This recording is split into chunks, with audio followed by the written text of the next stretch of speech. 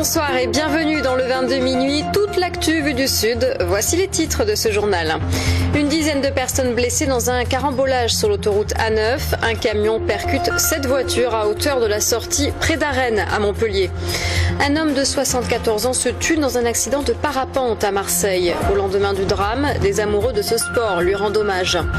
Le conflit social des Moulins Morel se déplace devant le tribunal. Des salariés poursuivis dans le cadre de leur lutte contre la fermeture du site.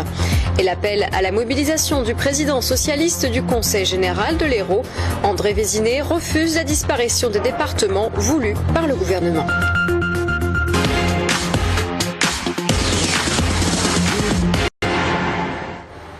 Et d'abord des kilomètres de bouchons ce matin sur l'A9. La faute à un carambolage. Un camion s'est encastré dans une file de voitures arrêtées sur la bretelle de sortie de l'autoroute.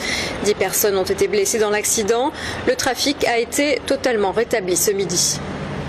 Ce matin aux alentours de 8h45, donc sur l'autoroute A9, dans le sens Montpellier-Béziers.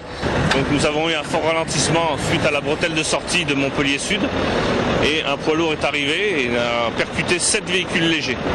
Voilà, donc de cet accident, il ressort qu'on a 5 victimes qui ont été hospitalisées, 5 autres qui ont été traitées sur place, mais dans tous les cas, aucun pronostic vital n'est engagé.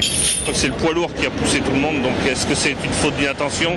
Est-ce que le chauffeur s'est endormi? Ou est-ce qu'il y a une alcoolémie positive ou stup positif? L'enquête restera déterminée. Les enquêteurs tentent de comprendre ce qui s'est passé après cet accident mortel de parapente dans les Calanques hier. La victime a atterri sur des rochers dans le massif de Marseille-Vert. Les soins prodigués par les marins-pompiers n'ont pas permis de réanimer l'homme. Sur place, aujourd'hui, la communauté des parapentistes s'est recueillie. Les détails avec Julien Desvages. L'accident s'est produit en début de soirée, peu avant 19h. Gérard, un parapentiste de 74 ans, heurte violemment les rochers alors qu'il tente vraisemblablement d'atterrir sur les pentes du Mont-Rose. Apparemment, il serait tombé derrière la ligne de crête qui doit faire 4-5 mètres, juste derrière le bosquet vert là-bas en bas. Et des témoins l'ont vu très très haut et ensuite entendu des pêcheurs dire qu'il était tombé et donc qu'il était traumatisé. Grièvement blessé, l'homme n'a pas pu être réanimé par les marins-pompiers dépêchés sur place. La victime, un ancien pilote de chasse, pratiquait le parapente depuis plus de 20 ans. Un accident incompréhensible pour ses camarades du club planétaire. Des parapentistes qui n'ont pas hésité à les airs aujourd'hui, comme pour conjurer le mauvais sort. La dangerosité est quand même là, on le sait tous. Mais on fait attention, c'est comme tous les sports, il faut faire attention et voilà, c'est ce qui est important, quoi. Ce site situé aux portes du massif des Calanques est un spot bien connu des parapentistes, un site homologué qui n'est pas considéré comme dangereux. C'est un site technique. À comparer par exemple avec le ski, c'est une piste noire, rouge-noire ici, voilà.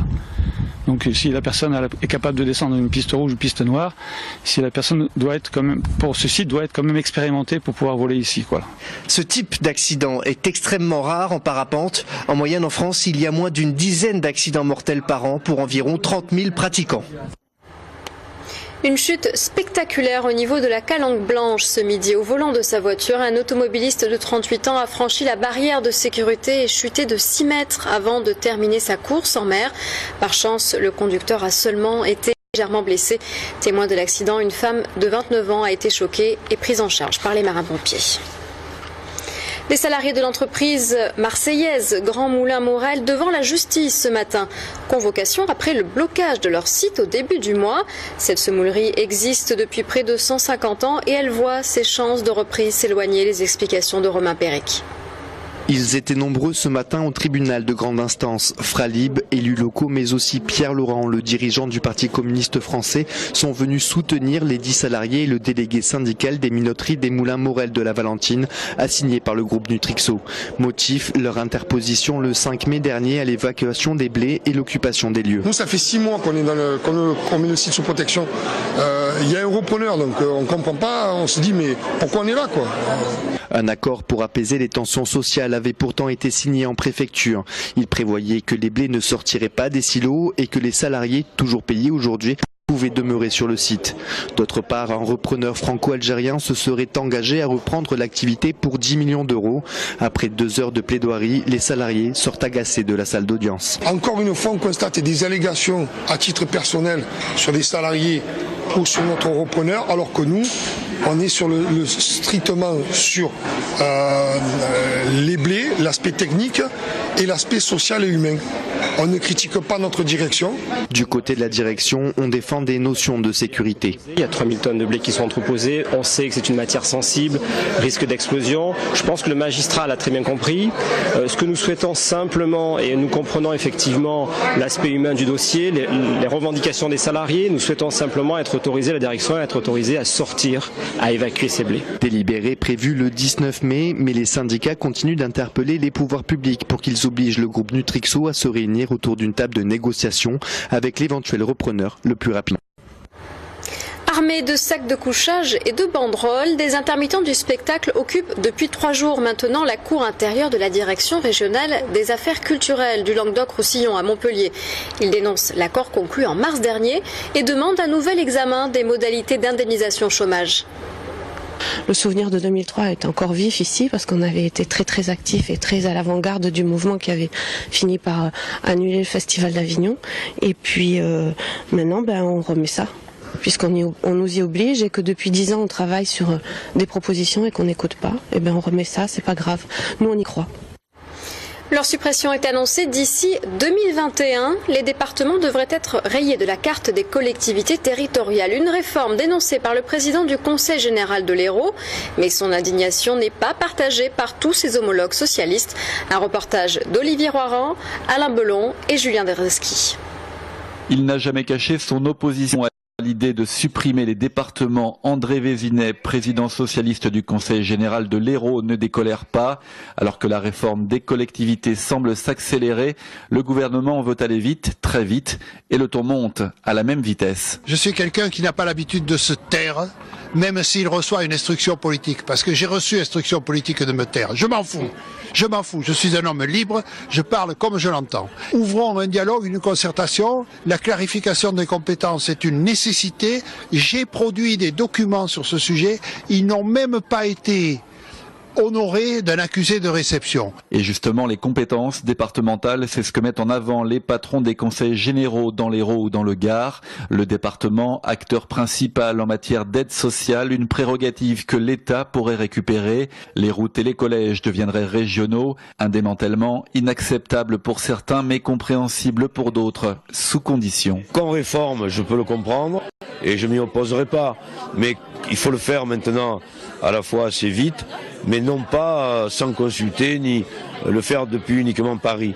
Ce qui est vrai, c'est que je ne vois pas comment on peut aller à des élections régionales et cantonales dans à peine 10 mois si la réforme n'est pas bouclée. Des élections prévues en 2015 qui pourraient être reportées à 2016. La suppression des départements n'interviendrait quant à elle pas avant 2021. En attendant, le président du Conseil général de l'Hérault appelle à un rassemblement contre la réforme des collectivités le 23 mai 17h30 devant la préfecture à Montpellier. Plus que jamais mobilisés, des habitants de l'Estac s'opposent à l'installation d'une nouvelle antenne relais dans leur quartier. Ils ont récemment bloqué le début des travaux en stoppant l'arrivée d'une grue, alors qu'une nouvelle étude française confirme une augmentation du risque de tumeurs cancéreuses dues aux ondes émises par les téléphones portables. Marguerite Kioch. C'est sur cet immeuble que les habitants ont empêché SFR de réaliser les travaux.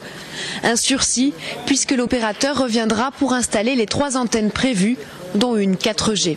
Ce qu'on demande, c'est l'application du principe de précaution, d'autant que si les gens se sont mobilisés, c'est quand même que juste à côté se trouvent des écoles primaires, des écoles maternelles, des crèches, des garderies, des centres de formation, des habitations évidemment, les commerces. Je veux dire, nous sommes en plein noyau villageois.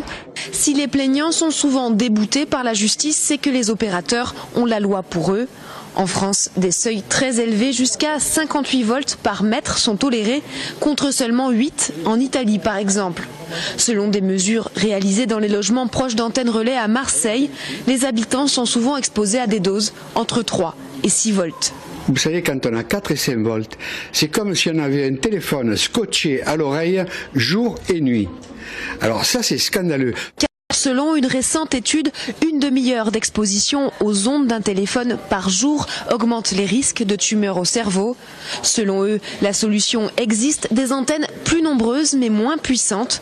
Pour que le principe de précaution soit respecté, ils invitent tous les riverains d'antennes relais à rejoindre leur collectif. On passe au résumé de l'actualité en bref et en images avec Kim Rodriguez. 1,8 million de ménages vont sortir de l'impôt. Annonce faite au micro d'Europe 1 ce matin par le Premier ministre Manuel Valls. Cette mesure entre dans le cadre de la loi de finances rectificative. Présentée en juin, 3 millions de ménages devraient être concernés. Conséquence de cette mesure, 1 milliard d'euros en moins dans les caisses de l'État, mais plus de pouvoir d'achat pour les ménages les plus modestes. C'est finalement la date du 2 septembre qui a été choisie pour la rentrée des classes. Une rentrée décalée de 24 heures pour permettre aux enseignants de se préparer. Ils rentreront donc le 1er septembre et non le 29 août comme prévu initialement. À l'origine de ce décalage, un dysfonctionnement dans le nouveau système de paie des fonctionnaires. 40 000 enseignants supplémentaires intègrent l'éducation nationale cette année. Un possible rachat de Bouygues Telecom par Orange. Arnaud Montebourg a confirmé que des négociations étaient en cours. L'État, actionnaire à près de 30% d'Orange, souhaite le retour de 3 opérateurs sur le marché. Après avoir espéré être racheté par SFR et même par Free, il semble que l'opérateur historique soit le plus intéressé. Bouygues Telecom est en perte de vitesse depuis l'arrivée en 2012 de Free. 1500 à 2000 suppressions de postes ont été évoquées en début de semaine. Le corps de Camille Lepage a été rapatrié en France aujourd'hui. La dépouille de la photojournaliste tuée au cours d'une embuscade en Centrafrique va être autopsiée. François Hollande s'est recueilli pendant une demi-heure auprès du corps.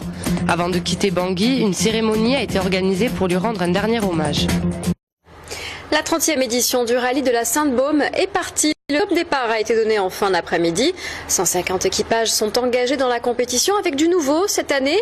Les pilotes sont équipés d'un bracelet contenant leur dossier médical. C'est un reportage de Charlotte Palot et Axel Bluto.